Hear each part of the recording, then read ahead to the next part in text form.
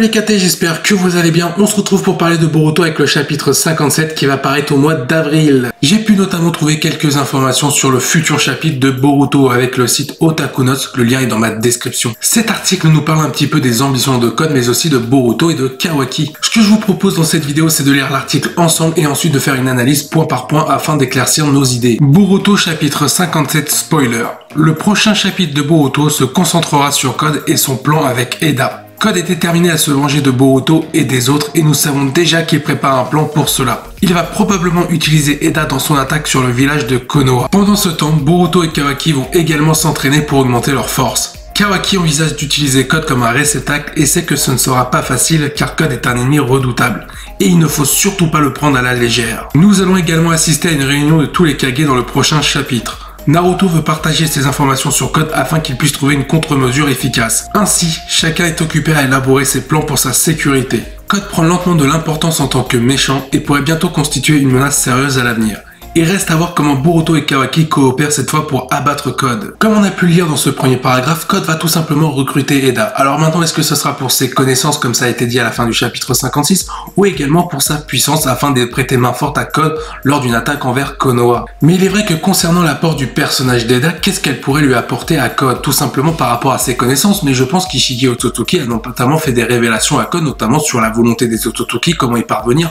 J'imagine qu'il a déjà toutes ces connaissances-là en lui. Donc pourquoi vouloir recruter le personnage d'Eda ou alors tout simplement avoir besoin de ses connaissances? Peut-être que ces connaissances ont un lien avec Amado qui lui pour moi a certainement un lien avec les Otsutsuki par rapport à toutes les connaissances qu'il a en lui. Donc forcément si Eda possède ses connaissances, si Amado en est le créateur, forcément Amado possède ses connaissances. Maintenant petite question, est-ce que Eda peut être plus forte que Code? Personnellement je ne pense pas. Je pense que Code va rester vraiment l'antagoniste pour l'instant de Boruto et Eda sera inférieur à lui un peu comme un bras droit. Passons au deuxième paragraphe qui nous explique comme quoi Boruto et Kawaki vont s'entraîner durement afin de faire face à la menace de Code. Cependant, comme on avait pu le voir dans le chapitre 56, Kawaki va être obstiné pour que Boruto tente d'utiliser la technique de Momoshiki, c'est-à-dire la technique du Kama, pour essayer de l'implanter sur quelqu'un et pourquoi pas sur le personnage de Code. Je suis en train de me poser la question si c'est pas sur ce point-là que Boruto et Kawaki vont commencer à s'opposer, parce que Boruto va refuser de sacrifier une vie, même si c'est Code, alors que Kawaki va lui dire de foncer et ça ferait peut-être une différence entre les deux. Boruto veut lui tout simplement s'entraîner à la manière d'un ninja, c'est-à-dire avec des convictions de ninja par rapport à un Kawaki qui lui propose d'utiliser une technique du Kama qui vient d'un Otsutsuki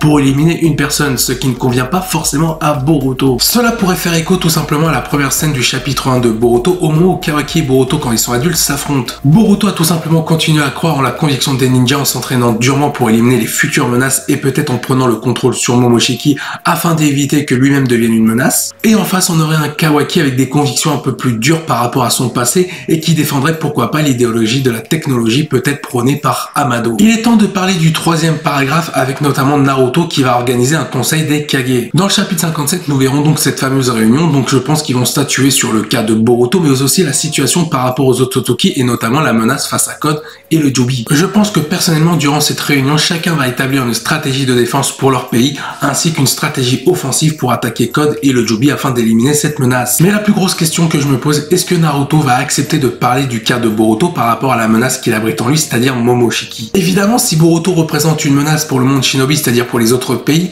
les autres Kage vont vouloir des sanctions, soit un emprisonnement, voire une expulsion du village, et pourquoi pas une exécution. Boruto étant le fils de Naruto, cela va jouer en sa faveur, évidemment il ne se fera pas tuer ou exécuter, c'est comme vous voulez, mais plutôt une sanction, peut-être voire une exclusion du village de Konoha. Cette décision serait prise à l'issue d'un vote entre les Kage. Évidemment Naruto et Gaara seront ensemble, mais malheureusement ils seront face à Darui, Sojuro ou même Onoshi. Durant ce conseil, évidemment Naruto, je pense qu'il évoquera le cas de Kurama, comme quoi il a perdu sa source majeure en termes de pouvoir et que cette fois-ci le monde shinobi a perdu un réel atout en termes de défense. Le dernier paragraphe de cet article nous dit tout simplement que Code pour l'instant et actuellement deviendra l'antagoniste principal de l'œuvre Boruto. Maintenant il faut faire attention, je pense pas que Code sera l'antagoniste principal jusqu'à la fin de l'œuvre, je pense qu'il sera principal jusqu'à l'arrivée d'un nouvel antagoniste ou après sa défaite. Concernant Boruto et Kawaki, ils vont devoir apprendre à collaborer ensemble s'ils veulent vaincre Code. Comme je l'ai dit précédemment et comme on l'a vu dans le chapitre 56 par rapport à Amado et Kawaki, je pense que Boruto et Kawaki vont commencer à diverger sur certains points de vue. Et je pense sincèrement qu'Amado ne sera pas étranger à tout ça par rapport au début d'opposition entre Kawaki et Boruto. Toutefois, ces informations sont à prendre avec des pincettes, n'hésite pas à venir en débattre en commentaire. Sur ce, je vous dis à la prochaine, portez-vous bien, salut les KT.